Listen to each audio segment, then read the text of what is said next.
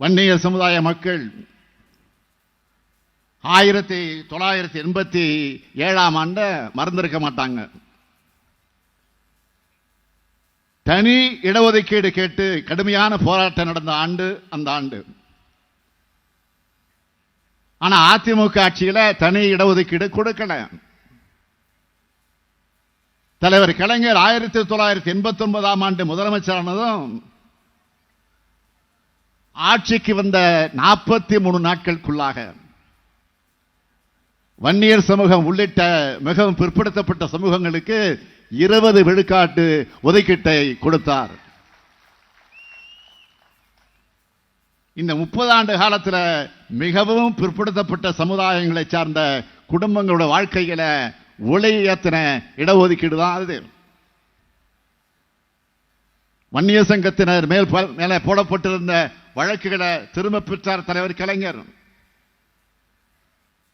1987 போராட்டத்தில் உயிரிழந்த 21 குடும்பங்களுக்கு அந்த 21 குடும்பத்திற்கு 3 லட்சம் ரூபாய் கருணை கொடுத்தவர் தலைவர் கலைஞர். இன்னைக்கும் அந்த குடும்பங்கள் மாதம் 3000 ரூபாய் பென்ஷன் வாங்கி கொண்டிருக்கிறாங்க. சமூக நீதி தியாகிகளான அவங்களை போற்றி மணிமண்டபம் கட்டப்படும் விக்கிரவாண்டியில இடைத்தேர்தல் நடந்தப்போ நான் வாக்குறுதி கொடுத்தேன். இன்னைக்கு விழுப்புரத்தில் அந்த மணிமண்டபம் கட்டப்பட்டிருக்கு, விரைவில் திறக்கப்பட இருக்கு. ஆக சொன்னதை செஞ்ச பெருமையோடு நான் உங்கள் முன்னாடி தெம்போடு துணிவோடு இங்கே நான் கம்பீரமாக நின்று கொண்டிருக்கிறேன். வாக்கு கேட்க வந்திருக்கிறேன். இந்த நேரத்தில் சில பேர் மறந்து போன மறைக்க நினைக்கிற வரலாற்று நிகழ்ச்சிகளை நினைவுபடுத்த விரும்புகிறேன்.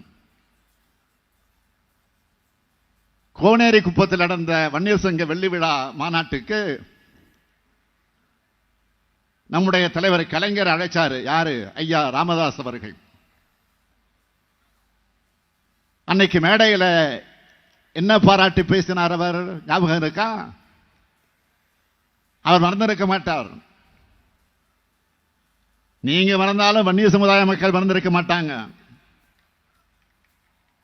1987 முதல் இடஒதுக்கீட்டுக்காக நாங்க போராடணும். 21 உயிர்களை பலி கொடுத்ததை தவிர ஒன்றும் நடக்கல. அன்னைக்கு இருந்த அதிமுக முதலமைச்சரை பார்க்கவே முடியல. ஆனா கலைஞர் ஆட்சிக்கு வந்தார். வந்தவுடன் என்னை அழைச்சி இடஒதுக்கீட்டு தந்த கலைஞர் அவர்களே, உங்களுக்கு நன்றி, இந்த சமுதாயம் என்றென்றும் உங்களுக்கு நன்றி கடன் பட்டிருக்குன்னு தெரிவித்தார். நீங்க மட்டும் 20 விழுக்காடு இடஒதுக்கீடு தரலன்னா இங்க மத்திய அமைச்சர் சொன்னதை போல கூலி வேலை செஞ்சுக்கிட்டு ஓட்டு மட்டும் போடுகிற சமுதாயமாக இந்த ஒடுக்கப்பட்ட சமுதாயம் இருந்திருக்கும். அதை மாத்தின பெருமை நம்முடைய தலைவர் கலைஞர் அவர்களே சாரும்னு சொன்னீங்களே ஐயா, டாக்டர் அவர்களே சொன்னீங்களா இல்லையா? அத்தகைய சாதனையை செஞ்ச இயக்கம் தானே திராவிட முன்னேற்ற கழகம். கடந்த தேர்தலில் அதிமுக பாமக கூட்டணி முறிச்சதும் அதிமுகவும் பாமகவும் மாறி மாறி அவங்க ஆட்சியில் வழங்கின இடஒதுக்கீடு பத்தி குற்றம் சொல்றாங்களே, என்னவெல்லாம் பேசுறாங்கன்னு டிவியில பார்க்கிறோமே, அதையெல்லாம் இப்ப சொல்லி இந்த மேடையோட கண்ணியத்தை குறைச்சிக்க நான் விரும்பல. மரியாதைக்குரிய ராமசாமி படையாச்சார் அவர்களுக்கு சென்னையில சிலை வைக்கணும்னு திரு வாழப்பாடி ராமமூர்த்தி அவர்களும், வன்னி அடிகளார் அவர்களும், CN ராமமூர்த்தி அவர்களும் கலைஞரை சந்திச்சு கோரிக்கை வச்சாங்க. சென்னையினுடைய மைய பகுதி ஆள்தா, கிண்டியில் இருக்கக்கூடிய ஆள்தா, அந்த சந்திப்புல சிலையை அமைச்சார் தலைவர் கலைஞர் அவர்கள். அந்த நிகழ்ச்சியில கலைஞர் கூட சென்னை மேயராக இருந்த இந்த அடியேனும் கலந்துகிட்டான். எந்த சமூகமாக இருந்தாலும் அந்த சமூகத்தோட மேன்மைக்காக திட்டங்களை தீட்டித்தர சமூக நீதி இயக்கம் தான் திராவிட முன்னேற்ற கழகம். ஆனா சமூக நீதி பேசுகிற மருத்துவர் ஐயா அவர்கள் சமூக நீதிக்கு எதிரான பாஜகவோட கைகோர்த்த மர்மம் என்ன? பாமக வலியுறுத்துகிற ஒரு கொள்கைக்கு கூட ஆதரவு தெரிவிக்காத, அதுக்கு முற்றிலும் நேரெதிரான கொள்கை கொண்டதுதான் பாஜக. இது மூத்த தலைவரான ஐயா மருத்துவர் அவர்களுக்கு தெரியாதா? நான் மட்டும் சொல்லல, மனசாட்சி உள்ள பாமகவின் தொண்டர்கள் கூட இது ஜீரணிக்க முடியாம வேதனையோடு இருக்காங்க. ஐயா ராமதாஸ் அவர்கள் அடிக்கடி பேசுவார மண்டல் கமிஷனை பற்றி. மண்டல் கமிஷன் பரிந்துரைகளை அமல்படுத்தினப்போ நாட்டில் திட்டமிட்டு எப்படியெல்லாம் கலவரம் பண்ணுச்சு பாஜக.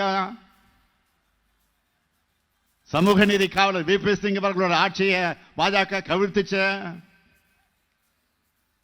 இப்போ கூட பிற்படுத்தப்பட்ட பட்டியலின பழங்குடியின மக்களோட இடஒதுக்கீட்டை முழுமையா க்ளோஸ் பண்றதுக்காக எவ்வளவு படுபாதகங்களை பாஜக பண்ணி இருக்கு, அதை மறந்துட்டாரா?